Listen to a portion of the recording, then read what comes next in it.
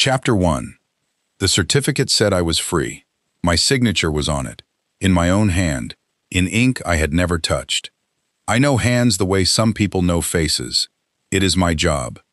I letter shop windows for a living, gold leaf on glass, bakery names and barber poles, and after 6 years of it, I can look at a signature and tell you whether the person who wrote it was tired, or lying, or in a hurry to be somewhere else. So when the broker slid the dissolution across the table in a diner outside Cranston, I did not read the words first. I read the loops. They were mine. The pressure at the tail of the hatch, the way I never quite close an O. Nobody forges that well. Nobody forges that well for $400 in an envelope, which is what I had, and which the broker pushed back at me with 2 fingers, like I had offered him a coupon. He said it was already covered.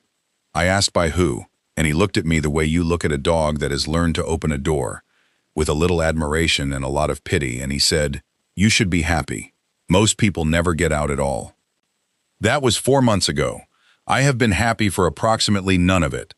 Providence in August smells like river and hot tar and the inside of a bread oven, and I know that because everyone else keeps telling me so.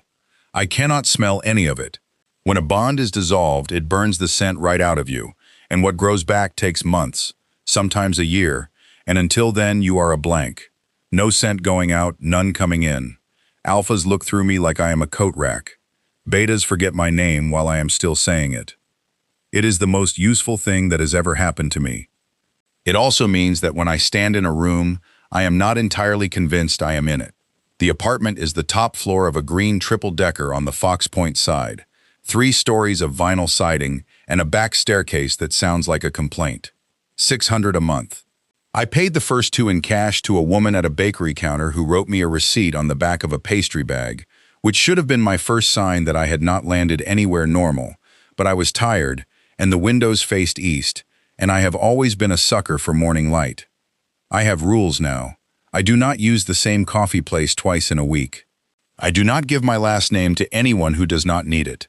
I letter for cash, small jobs, no invoices, and when a customer asks where I am from, I say up north, and let them decide what that means.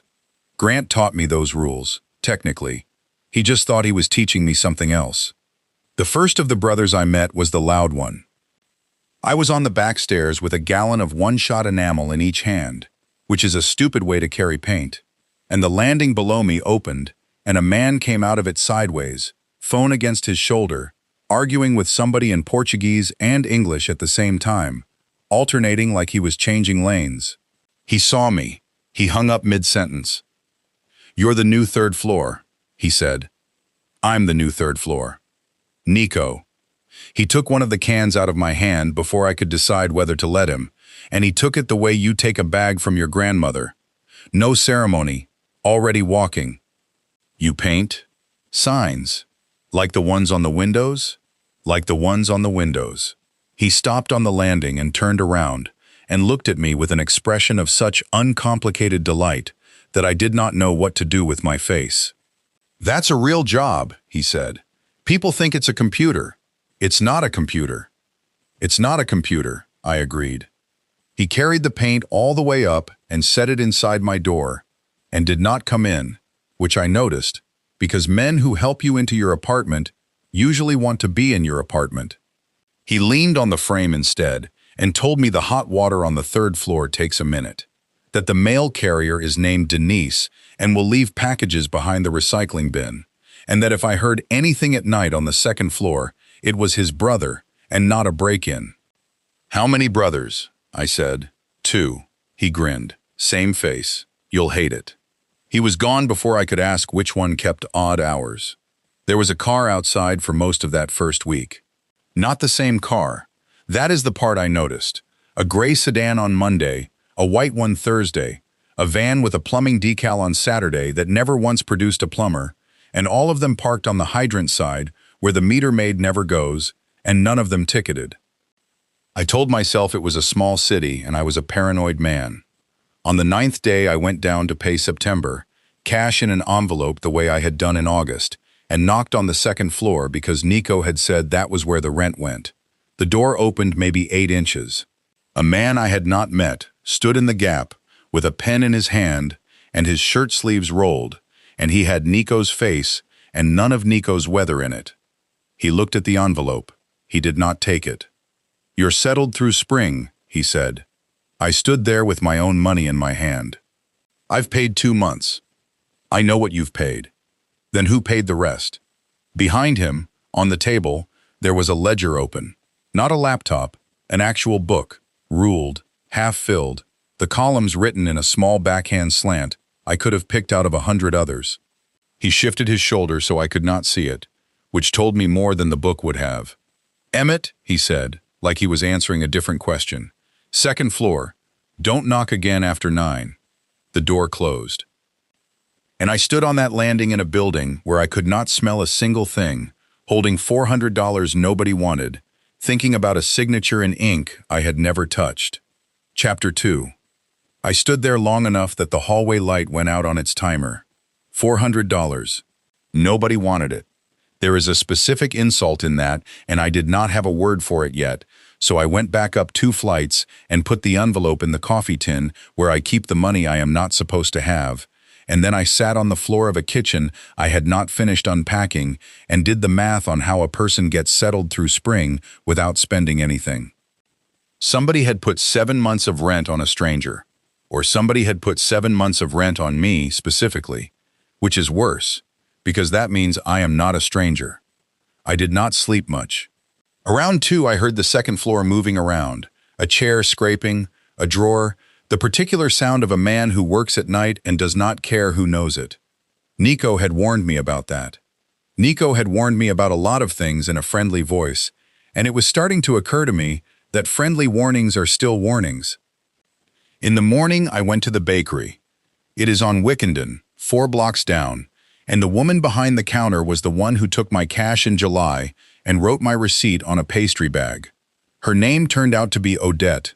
She had flour to the elbow and reading glasses pushed up into gray hair, and she brightened when I came in, which is not a thing that has happened to me in a bakery since I was old enough to buy my own bread. "3rd floor," she said. "You want the malasadas? They're 20 minutes. "I want to ask about the rent." She kept scraping her board. "What about it?" "I tried to pay September. I got told I'm covered through spring." I put my hands flat on the glass case, which she did not like, and I moved them. "I'd like to know who by." "I'm not being difficult. I just prefer to know what I owe." Odette stopped scraping. She looked at me for a good 3 seconds with an expression I could not read, and I read expressions for a living, so that bothered me. "You're not the first one in that apartment," she said. That's not an answer. No. She went back to the board. 20 minutes on the malasadas. That was the second time in 12 hours somebody had answered a completely different question than the one I asked. I bought coffee I did not want and left, and on the way out I noticed the corner man. He was not doing anything. That was the point. He was sitting on the low wall outside the shuttered storefront across the street with a phone he never once looked at, and he nodded at me. Not a stranger nod. The nod you give someone whose name you already know. I got a job that afternoon, which felt like a coincidence for about 9 minutes. The call came from a number with no name. A man's voice, calm, unhurried, the kind of voice that has never had to repeat itself. He said he had a storefront on Ives that needed lettering, gold on glass, that he had seen the work I did on a barbershop up on Hope Street, and that he would pay double if I could start that week. I said nobody pays double for signage. He said, I know what it costs to make somebody wait. Is that a no? It was not a no. I have rules, but rent is a rule too, and apparently mine was being paid by a ghost. The storefront was the one across from the bakery. Of course it was. The corner man was gone by the time I got there with my brushes and my roll of size, and the door was unlocked, and inside was a long empty room with new floors and old tin ceilings, and a man in a gray suit standing in the middle of it with his hands in his pockets, looking at the front window like it had personally disappointed him. Same face as Nico, completely different building behind it. Micah Doyle, he said. I didn't give you my last name. No. He held out a hand. Adrian Ferreira. I shook it. His grip was polite and brief, and he let go first, which I noticed, because alphas usually do not. He wanted the name of a company that did not exist yet, which he told me without apology. Coastal Freight and Bond Services. He wanted it small, he said. Not gold. Something you would have to be standing close to read. That's an unusual request, I said. Most people want to be seen from the corner. Most people are selling something. I set my kit down on the sill. And you? I'm making a record of an address. He said it the way you would say the weather. Then he looked at me directly, for the first time. Nico says, you can tell things from handwriting. Nico talks. Nico is incapable of not talking. Can you? There was no point lying about it. Sometimes, pressure, speed, whether somebody's hand shook. It's not a party trick. It won't tell you what a person had for breakfast, but it will tell you if two documents were signed by the same person. The room got very still, in the way rooms do when you realize the conversation started before you walked in. Usually, I said. Adrian nodded once, like he was filing it somewhere, and he took a card out of his jacket and set it on the sill next to my brushes and told me the deposit would be there Friday. Then he left, and the door chimed, and I stood in an empty storefront with a window that was going to say, Bond Services, in letters too small to read from the street. I did not go home right away. I sat in the storefront until the light went orange, and then I walked back to the triple-decker and up 2 flights, and I took the dissolution certificate out of the lining of my duffel, where it has lived since Cranston. I had read the front of it maybe 200 times. My name, Grant's name, my own loops. I had never once turned it over. On the back, in the registry endorsement box, there was a countersignature. A clerk's mark, small, cramped into the corner the way clerks write when the box is too small for a human being. Backhand slant, the O's left open at the top. I had seen that hand 9 hours earlier, in a ruled book, on a table, on the 2nd floor of my own building, behind a door that had opened 8 inches and closed again. Chapter 3. I waited until 9:40, because I am not a coward, but I am petty, and if a man tells you not to knock after 9, then 9:40 makes a point. He opened it wider this time. 10 inches, maybe. Behind him, the apartment was one long room with the lights off in the back half and a lamp over the table, and the book was still there, and the pen had been set down across it like a bookmark. I said after 9. You did. I held up the certificate. This is your handwriting on the back of it. Emmett Ferreira looked at the paper. He did not reach for it. He did not deny it either, which I had not expected, and which cost me the next 3 things I had planned to say. Come in, he said. Don't touch anything. The apartment smelled like nothing to me, which by then I was used to, but it looked like a place where somebody had stopped decorating halfway through a decade. Bare walls, a good chair, a table with the ledger on it, and a metal box beside the ledger, with a lock the size of my thumb. He closed the book before I got within 4 feet of it, one hand flat on the cover. Sit. I'd rather stand. Then stand. He sat, which somehow made it worse. You want to know who paid your rent? I want to know who paid for this. I put the certificate on the table between us, face down, endorsement up, because a dissolution takes 2 signatures and a registry fee and a clerk willing to lose an afternoon, and I paid $400, and the man in the diner gave me my money back like I'd tried to tip him. That's Danny. He has a sense of humor. He has a sense of something. Emmett almost moved his mouth. It was not a smile. It was the place a smile would go if he had any. Your certificate is real, he said. That's the first thing you need to understand, because you've been carrying it around like it's going to evaporate. It's in the state registry. It's endorsed. If a trooper stops you tomorrow and runs your bond status, you come back clean and single, and nobody's property. Nothing about it is forged. I had spent 4 months believing I was holding a very good lie. Being told it was the truth should have felt better than it did. Then explain my signature, I said, because I never signed it. You signed something. I would remember. Would you?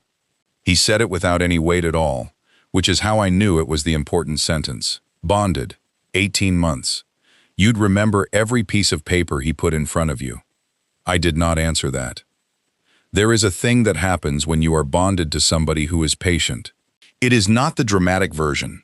Nobody shouted at me. Grant Vaughn never once raised his voice in 18 months, and I want that on the record. Because everyone assumes it was the other kind, and then they look disappointed when I say no. What happened was that I signed things. Renewals, insurance, a car title, a lease, a power of attorney he described as boring, all of it slid across a counter at the end of a long day with a pen already uncapped, and I signed them the way you sign for a package, and afterward, I could not have told you what any of them said. That is not a memory problem. That is what the law does to you. Bonded omegas are filed under diminished agency in this state, which means my signature has weight only when an alpha is standing behind it. And after a year and a half of that, you stop reading. Why would you read? You are not the one signing. Say the rest of it, I said. Emmett looked at me for a while. The endorsement's mine, he said. The clerk mark. I do those. That's what this house does, since you've clearly decided to find out anyway, and I'd rather you found out in here than out there. People come to us bonded to somebody they can't leave. We take the contract, we void it, we file it, and they walk out with a life. Danny finds them. Adrian arranges it. I write it down. And Nico? Nico carries things upstairs and makes everybody feel welcome. He shifted the ledger a half-inch away from me. It is not charity. Adrian will tell you it is not charity. There are terms. What terms? That's between the family and the person. I'm the person. No, Emmett said. You're not. That's the part you came down here to find out. So sit down. I sat down. He unlocked the box. He did not open it toward me. He took out a single folded sheet, opened it, laid it on the table facing me, and put one finger on the bottom corner where the payer's line runs, the way you hold a photograph steady for somebody who is going to need a second to look at it.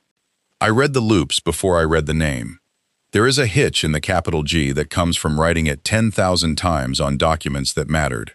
There is a pen lift in the middle of the surname that should not be there and always is. I have seen that hand on a marriage registry, on a hospital form when I broke my wrist, on the back of a photograph, on 18 months of paper I did not read. Grant Vaughn had signed the release. Grant Vaughn had paid the fee. He filed it in March, Emmett said.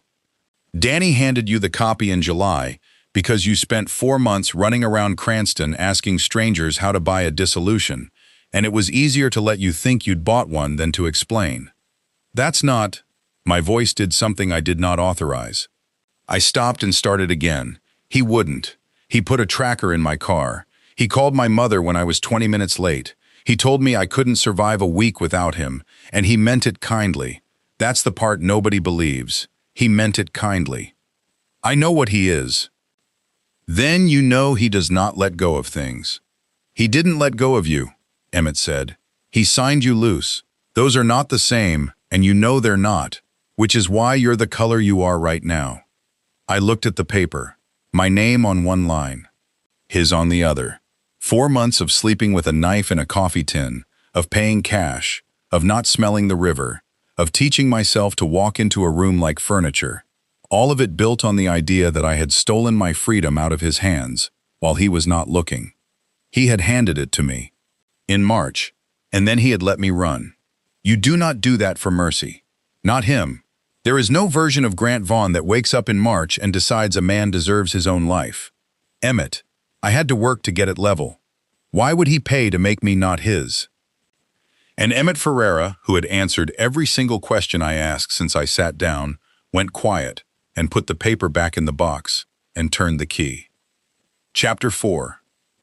The lock on that box made a small sound, and it was somehow louder than anything he had said.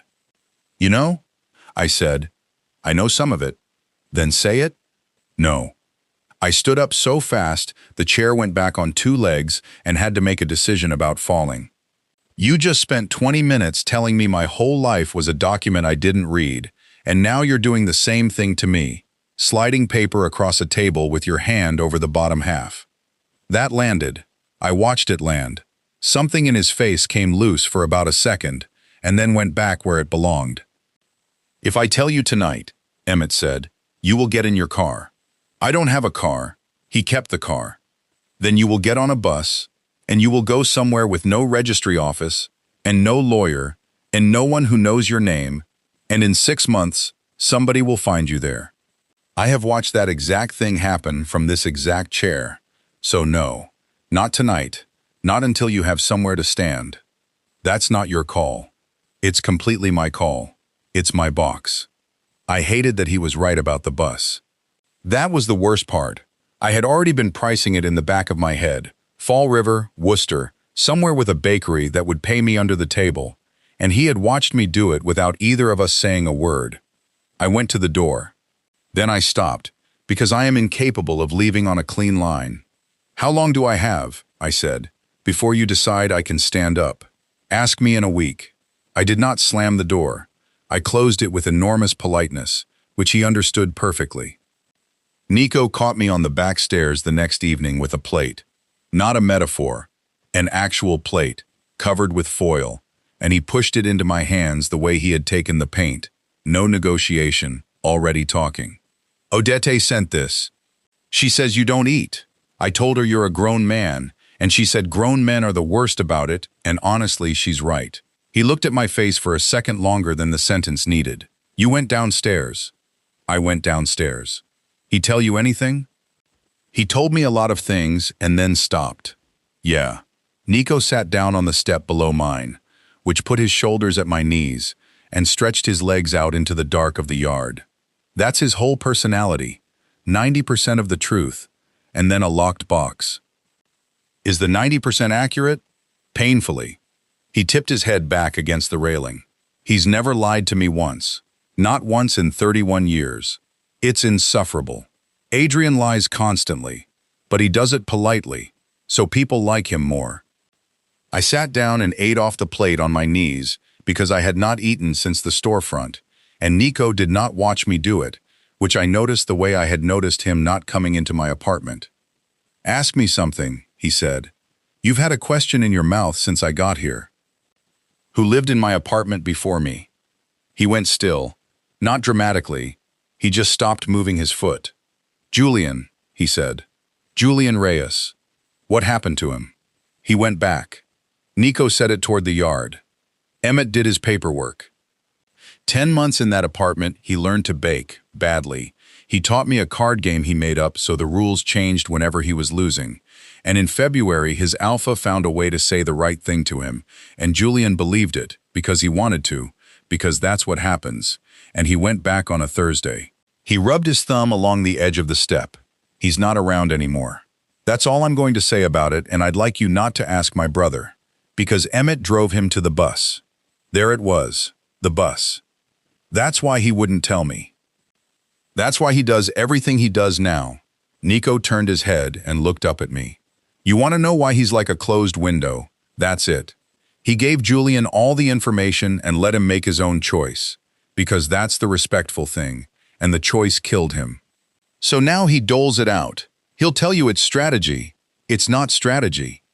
I set the fork down. "He's not going to be able to protect me by being careful," I said. "I know. I'm serious. Whatever's in that box, it's a legal thing. It's a paper thing. You can't stand in front of a paper." "I know that too." He said it lightly, and it did not sound light. "Doesn't stop me wanting to drive to wherever your ex lives and have a conversation." "Don't," I said, wanting. "Nico." I waited until he looked at me properly. "I mean it. He's a man who does everything through documents. If you put a hand on him, you hand him a police report with my name in the middle of it, and then whatever he built is finished, because I'd be the Omega whose new friends assaulted him. I've spent 4 months being invisible. Don't make me visible for free." He was quiet for a second. Then he laughed, short and surprised. "You're not what I expected on the 3rd floor." "What did you expect?" "Somebody scared." "I am scared," I said. "I'm just also correct."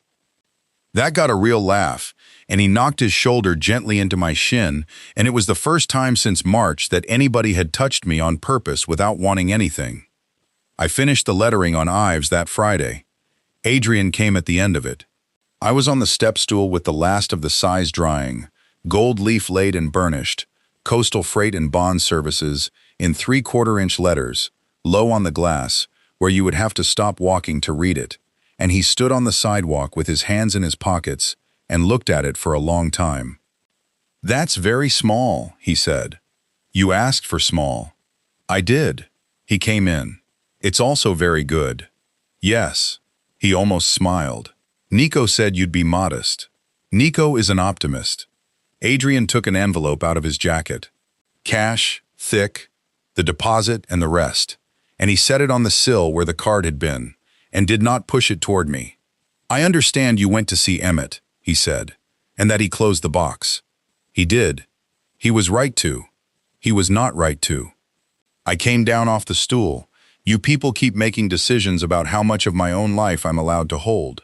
He does it with a lock. You do it with a job offer that came 6 hours after I asked a bakery a question. You've been managing me since I got here. Adrian did not deny it. He tilted his head slightly, like I had made a fair move. "Would you like to see the terms?" he said. "The ones Emmett wouldn't discuss. Everyone in that ledger has terms. You should probably know yours before you decide what we are." "I don't have terms. I didn't sign anything with you." "No," he agreed. "That's what makes yours unusual." And he held the door open for me, out into a street where the streetlights were coming on. And for the first time in 4 months, faintly, underneath the tar and the river, I smelled bread. Chapter 5. I stopped on the sidewalk with my hand still on the door. Bread, yeast and sugar and the hot oil off Odette's fryer, 4 blocks away, faint as a radio station between cities. I had walked past that bakery every day for 6 weeks, and it had smelled like absolutely nothing, and now it was there, coming to me through the evening the way it comes to everybody else. I must have made a face, because Adrian said, "What?" "Nothing. Micah." "It's coming back," I said. "My scent, or my nose, both, they go together." I let go of the door, "which means I'm findable in about a month, maybe less." He absorbed that without a single change in his expression, which I was beginning to understand was his version of alarm. "Then we should talk tonight," he said. We talked in the back of the storefront on 2 folding chairs, because he did not suggest a restaurant, and I would not have gone. He put a folder on his knee and did not open it. "Everyone in Emmett's book has terms," he said. "A woman in Pawtucket we unbonded in April is doing our filings for 2 years. Danny drives. Odette has been paying us back in flour and information since 2019 and will die owing us, which she knows and enjoys. The terms are not punishment. They are the only way this works. We do not have money for charity. We have a network, and the network is made of people who owe each other. That's ownership with a nicer accent. Emmett says the same thing. He said it evenly. He has said it to me twice a week for 3 years. He's right." He may be. Adrian turned the folder over on his knee, but the alternative he proposes is that we stop, and stopping means the next Julian Reyes has nowhere to go at all. So we argue, and in the meantime, I keep doing the arithmetic, because somebody has to. I did not have a fast answer for that. I did not like that I did not have one. "Say my terms," I said. "You don't have any." He looked up. "That is what I meant on the sidewalk. Your file was opened 11 months ago. You had not run yet. You had not asked anyone for anything. You were living in Warwick with a man who called your mother when you were late, and your name went into that book with no request attached to it, and no terms set, and I did not put it there." "Then who did?" "Emmett won't say, and he owns the book." A muscle went in his jaw. "You may have noticed that this family has 1 lock, and my brother holds the key. 11 months. I did the count twice on the way home, and got the same answer both times. 11 months ago was last October. In October, I was still buying groceries with a card that texted Grant the total. In October, I had not yet stood in the driveway at 2 in the morning, working out whether I could get to my mother's before he woke up. In October, I did not know I was going to run. Somebody else knew first.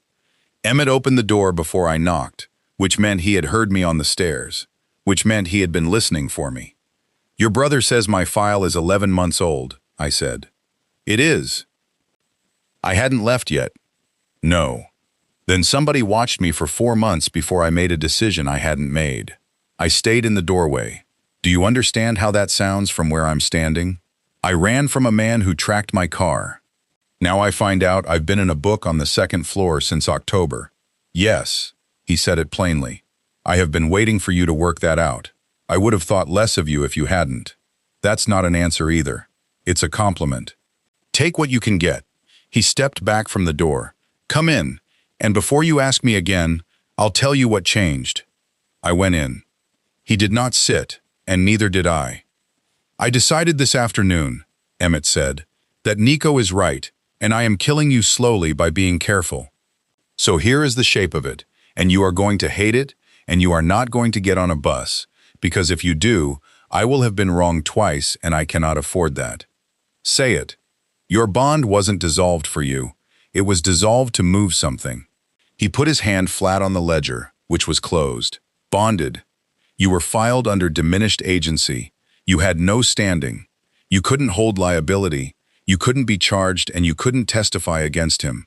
Every document you signed for 18 months was legally his hand, not yours. That is what that doctrine does. It takes your name off everything, including the things you'd want off. I was already there before he finished. That is the worst part of being good at your job. I saw the whole shape of it in about a second and a half, and had to stand there while a man said it out loud anyway. He unbonded me, I said, to give me my name back. On paper, you have signed a great many things. As of March, retroactively, in the eyes of the state, you signed them. He watched me. A power of attorney, 2 corporate filings, a carrier authorization for freight coming through this port. He has spent 18 months building something with your hand on the paperwork and his in his pocket. And now I'm the one who signed it. Now you're the one who signed it. I sat down on the floor, not gracefully. There was a chair 4 feet away and I did not make it. 18 months of pens already uncapped. Sign here, it's boring. Sign here, it's the insurance. He had never once shouted. He had never once needed to. He had built a room around me with a door that only opened outward, and in March he had opened it, politely, and stood back, and let me run 400 miles into a life I thought I had bought with my own money. He wasn't chasing me, I said. No, he was waiting for me to be far away, and clean, and unbonded, and holding a certificate I believed I stole. My voice came out strange and flat, because a man who ran looks like a man who knew. That's it, Emmett said. That's the whole thing. How long have you known? Since October. He crouched down so we were level, which I had not expected from him at all. A clerk in Providence flagged a carrier authorization with your name on it, and no bond notation. She has been in that book since 2017. She sent it to me because that is what she owes us, and I opened a file on a man in Warwick who had no idea he was already in trouble, and I have been waiting 11 months for you to show up somewhere I could reach you. Why didn't you come get me? And say what? He almost laughed, and it came out wrong. Excuse me, your mate is framing you. Get in the car with a stranger. You'd have gone straight to him with it. They always do. The only people who survive this are the ones who leave on their own. Upstairs, my phone was ringing. I could hear it through the floor, faint, patient, going the full count before it stopped. Then it started again. I have known that ring for 18 months. He never leaves a message. He just calls, and waits, and calls, because a man who is certain does not need to say anything. He knew my scent was coming back. Of course he did. He had known when to sign, and he had known when to wait, and now he knew when to make the call, because he had 18 months of knowing exactly how long it takes me to answer. Chapter 6. I let it ring out the second time. Then I went up 2 flights and stood over the phone while it started again, and I watched the screen the way you watch a wasp on a windowsill, and on the 4th call I picked it up and did not say anything. There he is, Grant said. 18 months of that voice. Warm, unhurried, pitched exactly the way it always was, as though he were calling about a dinner reservation and had all evening to sort it out. You've been busy, he said. Rhode Island. That's clever, actually. Nobody looks in Rhode Island. I put my back against the counter and made myself stay quiet, because the first person to fill a silence loses, and he taught me that too. You're not going to talk? A little warmth in it. You used to do this. I always thought it was funny. How long have you known where I am? Since March. The endorsement went through the registry, and it's a public filing, sweetheart. It has an address on it. A pause. You've been sitting at a desk I could read from 400 miles away since the day you got there. I wanted you to have the summer. That's a generous way to say you needed me somewhere I couldn't be reached. You've been talking to somebody. He sounded, and this is the part I keep returning to, pleased. Actually pleased. The way he was pleased when I finally learned to parallel park. Good, then I don't have to explain it, and you know I never enjoyed explaining things to you. You'd get that look. Say what you want. I want you home before the state calls you first. Paper moved on his end. There is always paper. Because when they call, you will be a 26-year-old sign painter with your name on 3 federal filings, no counsel, no assets, and a very interesting habit of paying cash. And I will be a man with 18 months of documentation about a difficult mate and an attorney who costs more per hour than you make in a week. You signed me loose so you could hang it on me. I signed you loose because you wanted to be free, he said. I have never once refused you anything. Ask anyone who knows us. And the terrible thing is that he believes it. That is what people never understand about him. He was not lying to me. He has an entire filing system in his head where every door he closed is a door he opened, and he sleeps beautifully. How long do I have? I said. Come home, Micah. He hung up first. He always does. 18 months, and I never once got to be the one who ended a call. I sat down on the kitchen floor with my back against the cabinet and the phone face down on my knee, and what came up was not fear. I want to be accurate about this because I have had a lot of time to think about it since. It was embarrassment. 4 months of the most careful work I have ever done. Cash only. No last name. A different coffee place every day of the week. A knife in a coffee tin. A duffel bag with a certificate sewn into the lining like I was somebody in a film. I had been so proud of myself. I had lain in that bed some nights genuinely proud, and the entire time the man could have found my address in under a minute on a state website, and he chose not to look because he was waiting for the paperwork to age. I had not escaped. I had been released, and then I had spent a summer performing an escape for an audience of 1, and he had let me have it the way you let a kid keep a dollar they think they found. I do not know how long I sat there. Long enough that the light went orange on the wall and then went away. Somebody knocked. I did not answer, and the knock came again, and then Nico's voice through the door, careful in a way I had not heard from him. Micah, I can hear you not moving. That's not a thing you can hear. It absolutely is. I got up and let him in, because the alternative was to keep sitting on a floor, and I have a limit. He came 2 steps into the kitchen, looked at me, and did not do any of the things I expected. He did not ask what happened. He did not touch me. He went to the sink, filled a glass, and put it on the counter within my reach, and then he leaned against the doorframe on the far side of the room and waited, which is the single most useful thing anybody has ever done for me. He called, I said. Yeah. He knew my address in March. Nico's jaw moved. Okay? That's it, okay? You want me to say something worse? I've got about 9 of them queued up. He crossed his arms. But you'd have to talk me out of all 9, and you look like you've already had a day. I laughed. It came out wrong, closer to a cough, and I drank the water because it was there, and because he had been smart enough not to hand it to me. He wants me to come back before the state contacts me, I said. He didn't give me a date. He wants me guessing. Are you going to? No. Are you going to run? And that was the real question, and he asked it plainly, standing across the room where he could not stop me either way, which I understood was deliberate. I thought about the bus. I had priced it 3 times that week. Worcester, Fall River, somewhere with a bakery and no registry office. It would have worked for maybe 8 months, and at the end of 8 months I would have been a man with no scent and no name, in a town where nobody had ever heard either, and Grant would have finished building whatever it was, and I would still have signed all of it. No, I said. Running is what he needs me to do. A man who runs looks like a man who knew what he was signing. Nico let out a breath. Get your brothers, I said. All 3 of you, up here, tonight, and tell Emmett to bring the book. Chapter 7. They came up within the half hour, all 3, And my kitchen had never held that many people at once. Adrian first, still in the gray suit from whatever his day had been, carrying a folder. Nico behind him with 2 bottles he never opened. Emmett last. And Emmett had the ledger under his arm, which meant Nico had passed the message along exactly as given, and that Emmett had decided to obey it. And I did not know what to do with either of those facts. He called, Adrian said, not a question. He gave me a deadline without saying the date. That's his whole method, if you want it in one sentence.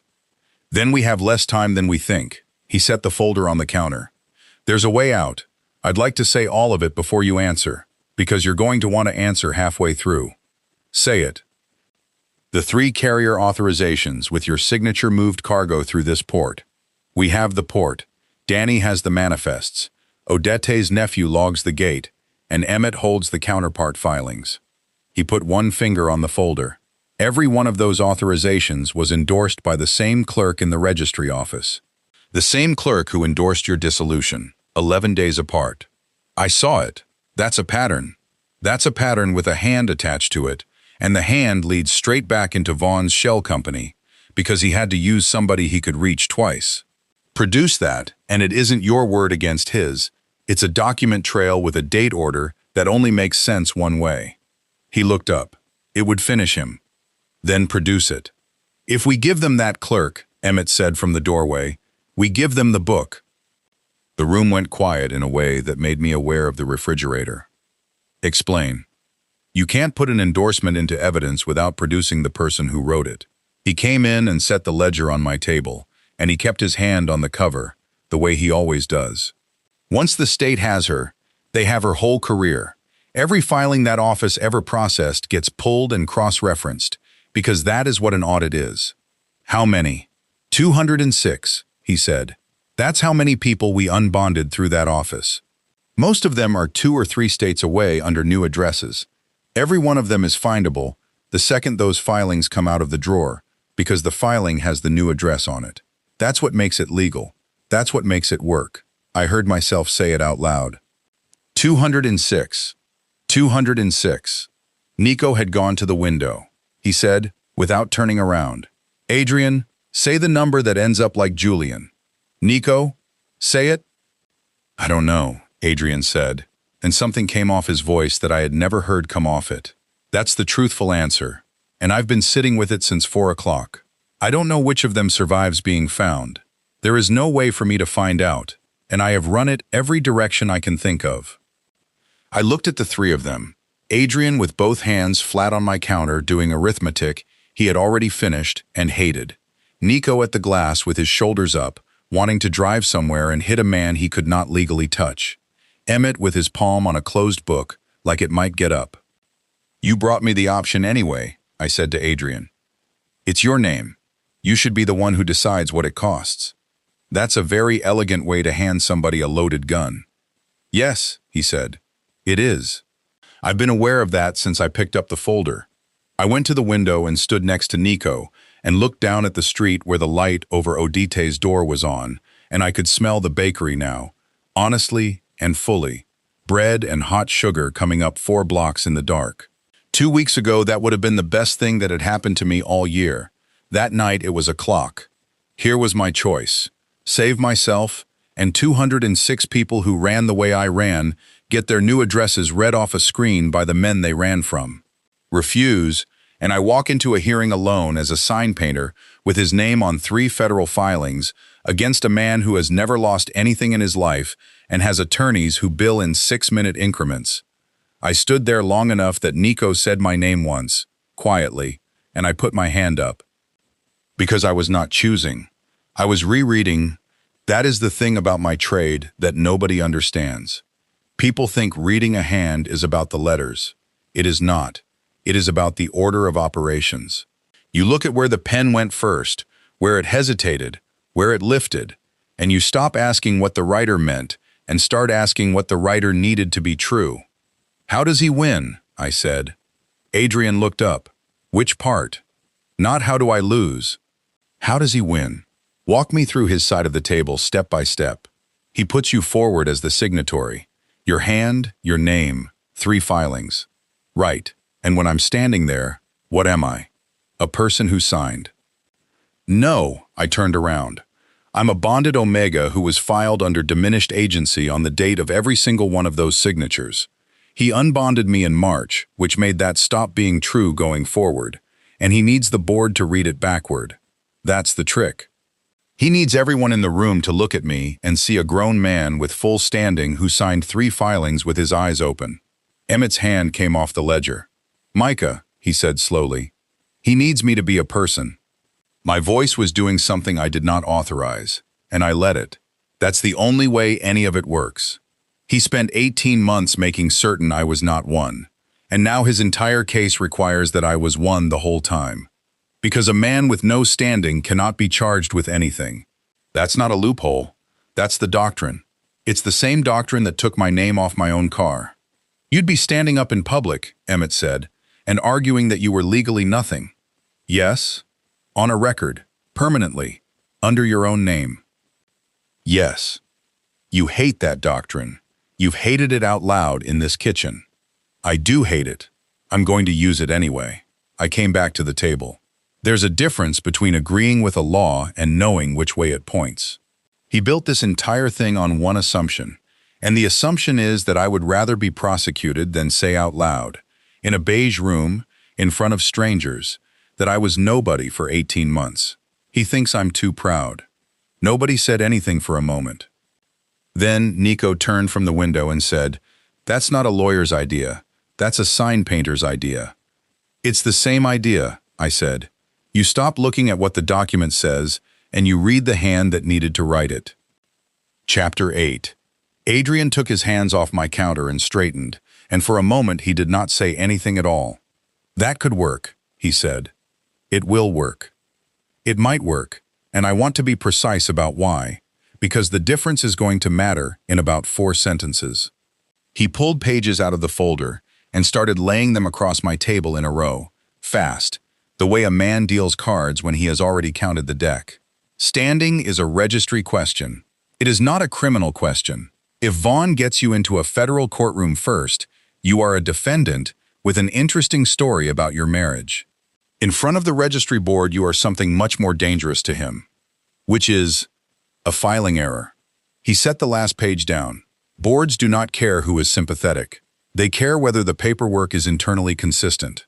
And his is not, because he needed you to be 2 different legal categories 11 days apart. Then get me in front of the board. They sit in Cranston on the 2nd Tuesday. He checked nothing when he said it, which told me he had known before he came upstairs. 11 days. 11 days. I had noticed the paint on my own hands that morning, sharp and oily and completely familiar, the first time I had smelled my own work since March. Whatever grace period I had was closing faster than the calendar was. "One problem," Emmett said. We all looked at him. "The board will want the endorsements verified. They will want the clerk in the room. That is not a courtesy. It is procedure." "Then we don't give them the clerk," I said. "We give them a comparative handwriting analysis. Same hand, both documents, same office, 11-day window. That's an expert opinion. An opinion doesn't have an address." "Who is the expert?" I did not say anything. "No," Emmett said. "I've done court work twice. Insurance fraud, both times, small. But it means I am on a list in this state, and that list is the entire point of me. You would be testifying about your own documents, about your own name. They will take you apart. They will try." I put both hands flat on the table. "He'll bring in a very expensive man who explains to the room that I am a bitter Omega with a grudge and a paintbrush. And then I am going to talk about pen pressure and lift points for 40 minutes until every person on that panel is profoundly bored.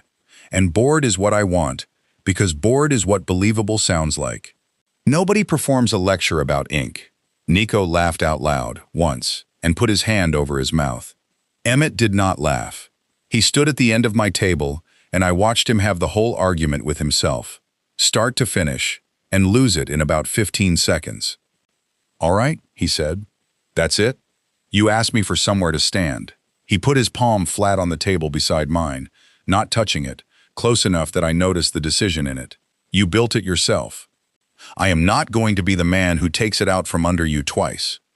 They worked in my kitchen for 6 nights. I want to be exact about that, because I have heard plenty of stories where the powerful men handle it and the Omega waits somewhere safe with a blanket. That is not what this was. Adrian did procedure, scheduling, and 4 phone calls that clearly cost him something he never once told me about. Nico drove to Warwick and back 3 separate times with boxes out of a storage unit I still had a key to, and he did not go past the house, not once, though I know the road goes right by it. On the 3rd trip, he came back with a shoebox of receipts and set it down and said, "There's a man on that street who waters his lawn at 11 at night." And I said, "I know." And he said, "Good. I hated him on sight. I feel vindicated." And that was the entire conversation, and it was exactly the right size. Emmett brought the book upstairs on the 4th night. Unlocked. He set it in front of me and turned the pages himself, one at a time, so I could compare the endorsements without ever touching a name that was not mine. And I did the reading. 900 and some endorsements over 4 nights, enlargements taped along the cabinets, until my eyes quit and Nico put a plate down in front of me and stood there with his arms crossed until it was empty. On the 5th night I found the 11-day window and matched the hands, and laid the 2 enlargements side by side under the kitchen light and sat back. Same lift in the middle of the surname, same open O, a clerk in a hurry, twice, 11 days apart, for 2 documents that were never supposed to be in the same room. Emmett looked over my shoulder for a long time. "That's it," he said. "That's it. You're going to win. I'm going to try." I rubbed my eyes and they stung. "Emmett, who opened my file?" He went still in the way he does, where nothing moves and the temperature of the room changes anyway. "Julian," he said. I turned around in the chair. "He met you. October. A bakery in Warwick. He was there with Danny on a pickup." Emmett was looking at the page, not at me. "You came in with a man who ordered for you. Julian came home that night and said there was an Omega in Warwick who read the receipt before he signed it, and then looked around the room to see whether anybody had noticed him doing it. He said, 'That one is counting the doors.'" I had to sit with that for a second. October. A bakery I could not even picture. Some man I never looked at twice, watching me check a receipt while Grant ordered my coffee the way he liked it. "He wrote your name in the book himself," Emmett said. Before I could tell him not to, he put no terms beside it, and when I asked him why he said the terms were the part that had frightened him, and that if you ever turned up, you should get to arrive free, he finally looked at me. 4 months later, he went back. "And I have had a name in that book for 11 months with an empty column next to it, and every time I opened the thing, there it was, the last decent decision he ever made, sitting on the page waiting for somebody to show up and prove it was worth something. I did not say I am sorry. It would have made it about me. Then I'll pay it forward," I said. "Not to you, to whoever's in this apartment after me. That isn't how the terms work. It's how mine work." I picked up my pen. "I'm writing them. That's rather the entire point of the last 6 days." He made a sound that was almost a laugh. It was a terrible noise, rusty and startled, and it was the first honest one I had ever gotten out of him. Then he took the ledger and closed it and left it on my table overnight, which he had never done for anyone. Chapter 9. The boardroom in Cranston had a water stain on the ceiling shaped like Delaware, and I spent a lot of that morning looking at it. Grant came in at 4 minutes to 9 with 2 attorneys and sat down the way he sits down anywhere, like the chair had been holding itself for him. He looked over at me once, not a threat, worse than that. He looked at me the way you look at a coat you loan somebody and expect back. Adrian sat behind the rail with the folder on his knee and did not open it. That had been the agreement, and I had made him say it out loud twice. My hands were not steady. I want that in the record too.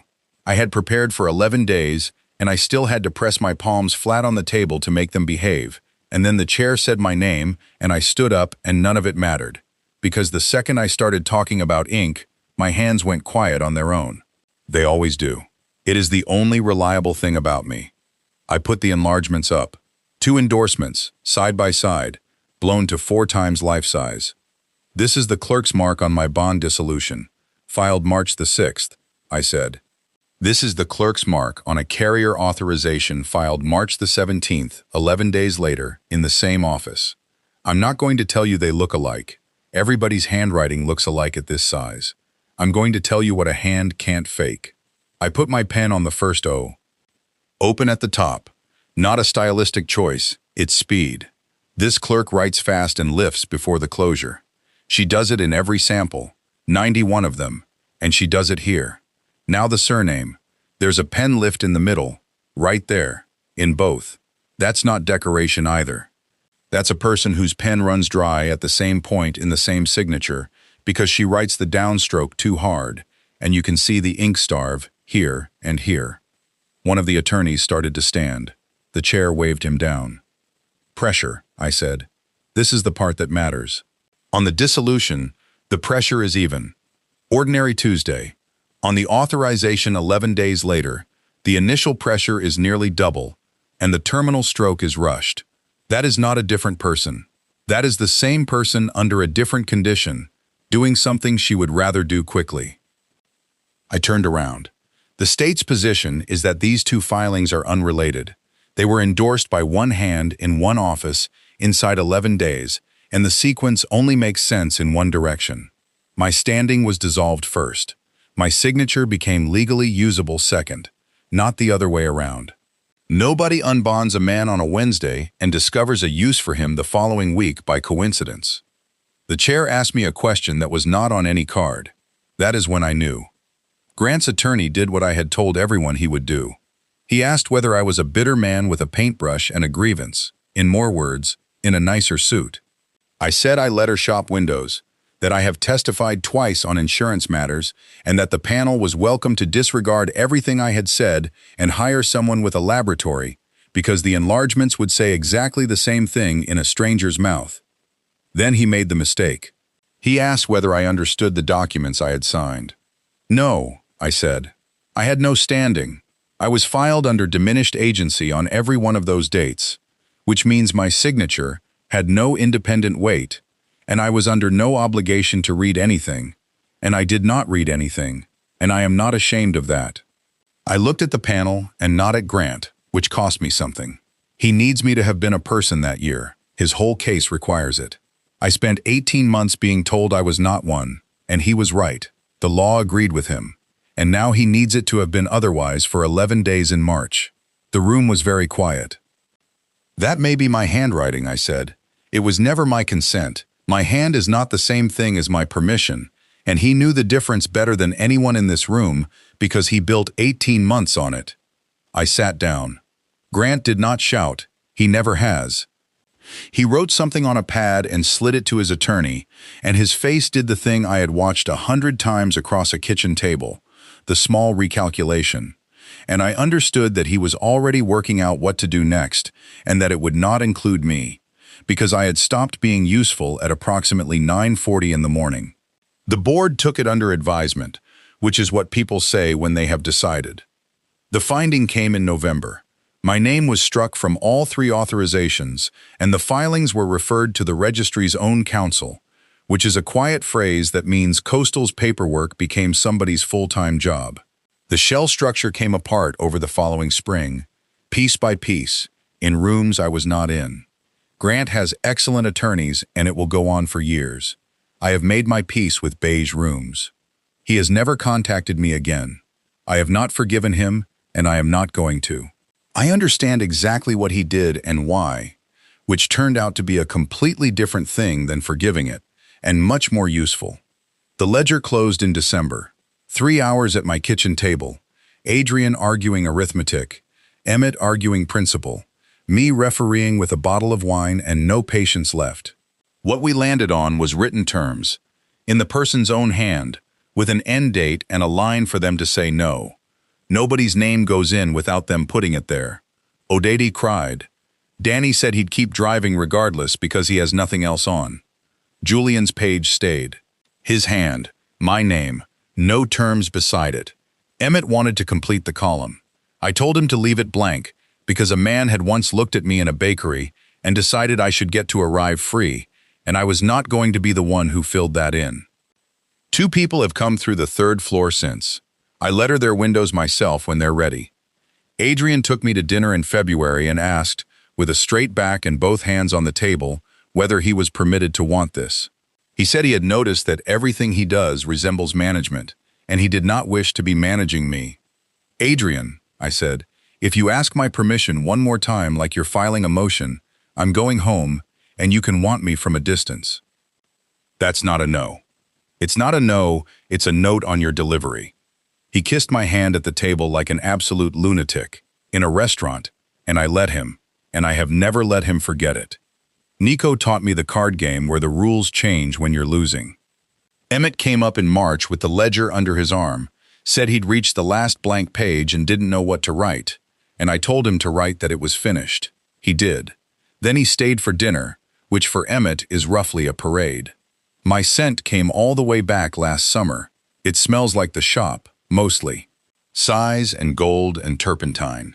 Nico says it is the least romantic thing he has ever put his face into, and he says it approximately weekly.